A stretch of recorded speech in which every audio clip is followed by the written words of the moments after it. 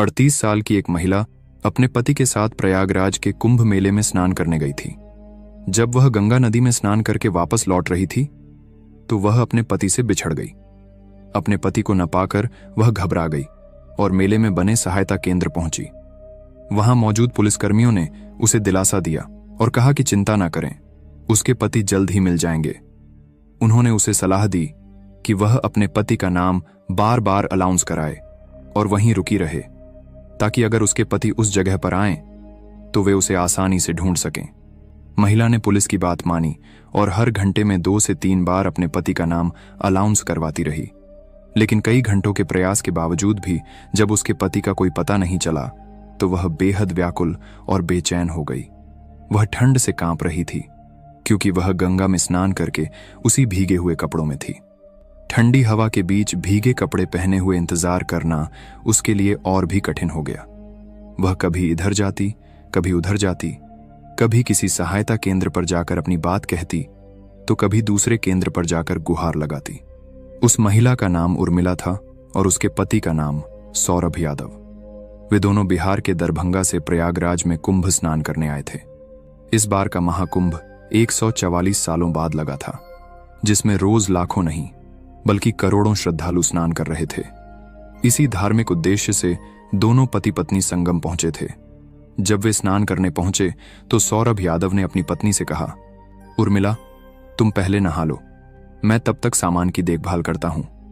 सौरभ वहां बैठकर पैसे, पर्स, मोबाइल और कपड़ों की सुरक्षा कर रहा था और सोच रहा था कि जब उसकी पत्नी स्नान करके लौटेगी तो वह खुद जाकर नहा लेगा और उर्मिला सामान की देखभाल करेगी। लेकिन जब उर्मिला नहा कर लौटी तो वह अपने पति के पास जाने के बजाय इधर उधर भटकने लगी। इसी दौरान दोनों एक दूसरे से पूरी तरह बिछड़ गए। पुलिस ने उर्मिला की तुरंत मदद की और उसे लगातार अनाउंसमेंट करने को कहा। उसने कई बार पति का नाम पुकारा लेकिन सौरभ का कोई पता नहीं चला। समय बीतता गया और शाम के 7 बज गए। ठंड भी बढ़ गई थी। उर्मिला पूरी तरह भीगे कपड़ों में थी और ठंड से कांप रही थी। वह थक हार कर एक जगह बैठ गई। उसकी आंखों में आंसू थे और मन में डर कि आखिर उसके पति कहां चले गए। वह मदद की गुहार लगाती रही लेकिन लाख कोशिशों के बावजूद भी वह अपने पति से नहीं मिल पाई। शाम के लगभग 7 बज चुके थे। ठंड बढ़ने लगी थी और भीगे हुए कपड़ों में ठिठुरती उर्मिला बचने का कोई उपाय खोज रही थी। इसी दौरान उसकी नजर एक तंबू पर पड़ी जहां कई साधु बैठे थे और एक आग जल रही थी। ठंड से राहत पाने के लिए वह उस तंबू की ओर बढ़ी और आग के पास जाकर अपने शरीर को सेंकने लगी। जब वह वहां खड़ी थी तो एक साधु ने उसे देखा और पूछा, बेटी, तुम किस परेशानी में हो? तुम रो क्यों रही हो? उर्मिला ने रोते हुए जवाब दिया, बाबा, मैं बिहार के दरभंगा से आई हूं। कुंभ स्नान करने के दौरान मैं अपने पति से बिछड़ गई। जब मैं स्नान कर वापस आई तो मुझे अपने पति के पास जाना था, लेकिन मैं उन्हें ढूंढ नहीं पाई। तब से पूरे मेले में भटक रही हूं, पर अब तक उनका कुछ पता नहीं चला। उर्मिला ने पूरी घटना साधु को विस्तार से बताई। साधु ने शांत स्वर में कहा, बिल्कुल चिंता मत करो, तुम्हारे पति बहुत जल्द 1-2 घंटे के भीतर तुम्हें मिल जाएंगे। वे यहीं कहीं आसपास ही हैं और जल्दी ही तुम्हारे पास आ जाएंगे। यह सुनकर उर्मिला चौंक गई। उसे आश्चर्य हुआ कि यह बाबा इतनी निश्चितता से कैसे कह रहे हैं कि उसके पति बस 1-2 घंटे में ही आ जाएंगे। वह पूरे दिन से इंतजार कर रही थी, फिर भी उसका पति नहीं लौटा और अब अचानक यह बाबा ऐसा कैसे कह सकते हैं। लेकिन बाबा के शब्दों में एक अजीब सा विश्वास था जिसने उसे उनके कहे पर भरोसा करने को मजबूर कर दिया। उसने झिझकते हुए साधु से पूछा, बाबा, आपको कैसे पता कि मेरे पति 1-2 घंटे में आ जाएंगे? साधु ने मुस्कुराकर कहा, बेटी, हम साधु हैं, भक्ति में लीन रहते हैं, हमें सब कुछ पहले ही पता चल जाता है। तुम्हारे पति जल्द ही तुमसे मिल जाएंगे, घबराने की कोई जरूरत नहीं है। इसके कुछ ही देर बाद साधु ने अचानक कहा, मुझे यह भी पता है कि तुम्हारे कोई संतान नहीं है। शादी के कई साल हो गए लेकिन अब तक तुम्हें औलाद का सुख नहीं मिला। यह सुनकर उर्मिला अवाक रह गई। उसे यह समझ नहीं आया कि इस साधु को यह बात कैसे पता चली। वह चौंक कर साधु को देखने लगी और हाथ जोड़कर बोली, बाबा, यह सच है कि मेरी कोई संतान नहीं है, लेकिन आपको यह कैसे पता चला? साधु ने गंभीर स्वर में कहा, हमें सब कुछ भगवान से पहले ही ज्ञात हो जाता है। भगवान ने ही तुम्हें हमारी कुटिया तक भेजा है। उर्मिला को इस पर पूरा यकीन हो गया। उसने साधु से बताया, हमारे गांव में एक बाबा थे। उन्होंने कहा था कि जब 144 साल बाद इलाहाबाद में महाकुंभ लगेगा तो अगर मैं वहां अपने पति के साथ स्नान करूं तो मुझे बहुत जल्द संतान की प्राप्ति होगी, इसलिए हम यहां आए हैं। साधु मुस्कुराया और बोला, मुझे सब पता है और मैं तुम्हें बताता हूं कि तुम्हें संतान कैसे मिलेगी, लेकिन पहले तुम बहुत भीगी हुई हो, ठंड में कांप रही हो। आओ हमारी कुटिया में बैठो और आराम करो। इसके बाद साधु ने उर्मिला को एक सेब दिया और कहा, इसे खा लो। जैसे ही तुम इसे खाओगी तुम्हारे पति जल्द ही तुम्हारे पास आ जाएंगे। उर्मिला ने हाथ जोड़कर साधु से विनती की, बाबा, आपने मेरी इतनी बड़ी समस्या के बारे में सही बताया। कृपया मुझे यह भी बता दीजिए कि मैं संतान कैसे प्राप्त कर सकती हूँ। हम कई सालों से संतान के लिए प्रयास कर रहे हैं, लेकिन कोई फायदा नहीं हो रहा। साधु थोड़ी देर के लिए चुप रहा, फिर गंभीरता से बोला, सब कुछ होगा बेटी, भगवान की कृपा से सब कुछ ठीक हो जाएगा। इसके बाद उर्मिला ने साधु द्वारा दिया गया सेब खा लिया। कुछ ही देर बाद उसे अचानक चक्कर आने लगा, उसकी आंखें भारी होने लगीं और फिर वह पूरी तरह बेहोश हो गई। वह वहीं जमीन पर गिर पड़ी और गहरी नींद में सो गई। जब वह महिला गहरी नींद में सो गई तो साधु ने तंबू के चारों ओर लगे त्रिपाल के दरवाजे सभी ओर से बंद कर दिए। जो भी एंट्रेंस तंबू के अंदर जाने के लिए बनाया गया था उसे पूरी तरह से बंद कर दिया गया। इसके बाद उस महिला के साथ वह सब कुछ किया गया जिसकी कल्पना मात्र से ही रूह कांप जाए। साधु ने पूरी तरह से अपनी वासना को तृप्त करने के लिए महिला का उपभोग किया। यह सिलसिला 4 से 5 घंटे तक चला। जब कुछ समय बाद महिला को हल्की सी होश आने लगी तो साधु को एहसास हो गया कि वह जागने वाली है। उसे फिर से बेहोश करने के लिए उसने एक और सेब खिला दिया। सेब खाते ही महिला फिर से नशे की गहरी अवस्था में चली गई। अब वह पूरी तरह साधु के नियंत्रण में थी। इसके बाद साधु ने दोबारा वही कृत्य दोहराया और अपनी वासना की आग को शांत करने के लिए उसके साथ घिनौना कृत्य करता रहा। जब तक वह पूरी तरह संतुष्ट नहीं हो गया तब तक उसने महिला को नहीं छोड़ा। महिला अब भी बेहोशी की हालत में थी। वह हल्का हल्का देख तो पा रही थी, लेकिन उसे इस बात का एहसास ही नहीं हो रहा था कि उसके साथ क्या किया जा रहा है। मीडिया रिपोर्ट्स और सूत्रों की माने तो यह सिलसिला पूरे 3 दिनों तक चलता रहा। 3 दिनों तक उस महिला को तंबू के अंदर बंद रखा गया और इसी दौरान न जाने कितनी बार वह उस घिनौने कृत्य का शिकार हुई होगी। जब भी महिला थोड़ी सी होश में आने लगती, साधु उसे फिर से एक सेब खिला देता।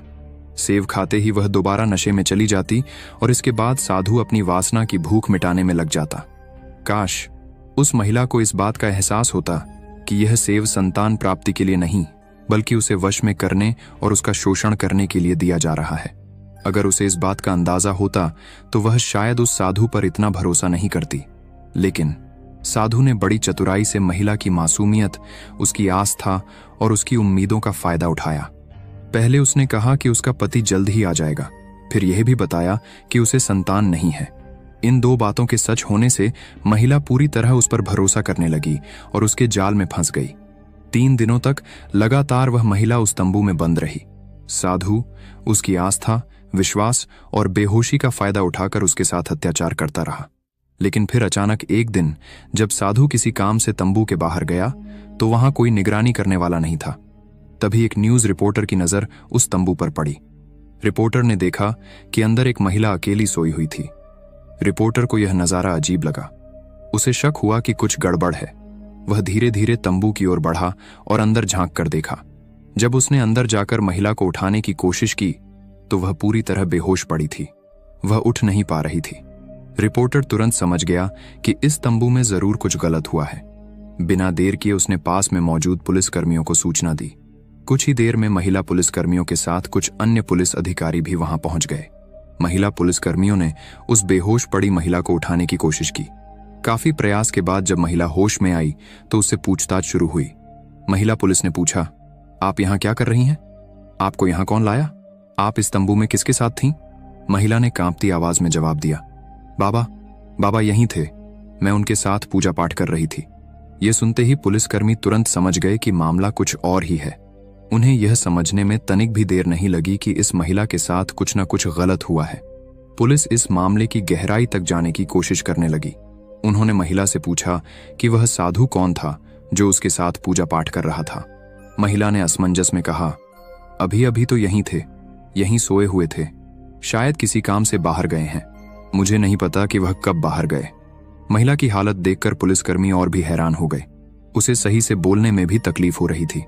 उसे यह तक याद नहीं था कि वह उस तंबू में कितने दिनों से थी, 2 दिन या 3 दिन।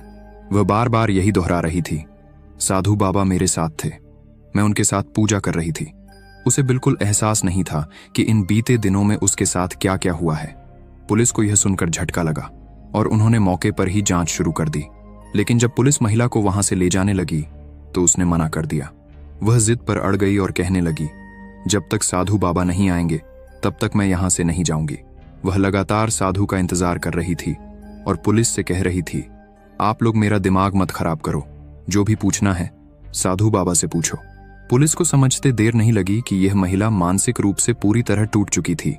वह नशे की हालत में साधु की ही भाषा बोल रही थी। वह यह भी नहीं समझ पा रही थी कि पुलिस उसे बचाने आई है। पुलिस यह साफ देख पा रही थी कि इस तंबू में कई दिनों से गलत काम हो रहा था। लेकिन महिला की हालत देखकर उन्हें यह भी समझ आ गया कि वह पूरी तरह से साधु के प्रभाव में थी और उसका मानसिक संतुलन बिगड़ चुका था। इस बीच यह खबर फैल गई और वहां भीड़ इकट्ठा हो गई। तभी अचानक वही साधु बाबा जो कुछ देर पहले कहीं चला गया था, अपनी कुटिया की ओर लौटता दिखाई दिया। महिला ने उसे देखा और खुशी से बोली, लो साधु बाबा आ गए, अब आप लोग इनसे पूछिए, मेरा दिमाग मत खराब कीजिए। साधु ने जैसे ही पुलिस और भीड़ को देखा तो उसे स्थिति की गंभीरता समझते देर नहीं लगी। वह घबरा गया और वहां से भागने की कोशिश करने लगा, लेकिन पुलिस ने तुरंत उसे दौड़ाकर पकड़ लिया। पुलिस ने जब उससे पूछताछ की तो उसने ऐसे ऐसे चौंकाने वाले खुलासे किए कि वहां मौजूद हर व्यक्ति सन्न रह गया। उसने स्वीकार किया कि प्रयागराज के महाकुंभ में कई नकली साधु आते हैं, जिनका असली मकसद आस्था के नाम पर भोली भाली महिलाओं को फंसाना और फिर उनके साथ गलत काम करना होता है। उसने बताया कि ये नकली साधु पहले महिलाओं का भरोसा जीतते हैं, फिर उन्हें अपने तंबू में बुलाकर नशे की दवा खिलाकर उनकी इज्जत से खेलते हैं। पुलिस ने जब उसे गिरफ्तार किया तो वहां मौजूद असली साधु भी मौके पर पहुंचे। उन्हें जब यह पता चला कि यह व्यक्ति एक नकली साधु बनकर महाकुंभ में पवित्रता का मजाक बना रहा था तो उनका गुस्सा फूट पड़ा। उन्होंने वहीं पर उस फर्जी साधु की जमकर पिटाई कर दी। भीड़ भी गुस्से में आ गई और लोगों ने उसे लात घूंसों से पीटकर अधमरा कर दिया। इसके बाद पुलिस ने महिला को अपनी सुरक्षा में लिया और जांच शुरू की। पता चला कि वह साधु वास्तव में राजस्थान के जयपुर का रहने वाला था और एक मुसलमान था जिसने साधु का भेष धारण कर रखा था। उसने यह भी कबूल किया कि वह अक्सर धार्मिक आयोजनों में जाता था और वहां महिलाओं को निशाना बनाता था। वह उन्हें नशीली दवा खिलाकर अपनी हवस का शिकार बनाता था। प्रयागराज का महाकुंभ जो 14 सालों बाद आयोजित हुआ था, आस्था और भक्ति का सबसे बड़ा संगम माना जाता है। लेकिन कुछ धूर्त लोग साधु का चोला पहनकर वहां पवित्रता को दूषित करने की साजिश रचते हैं।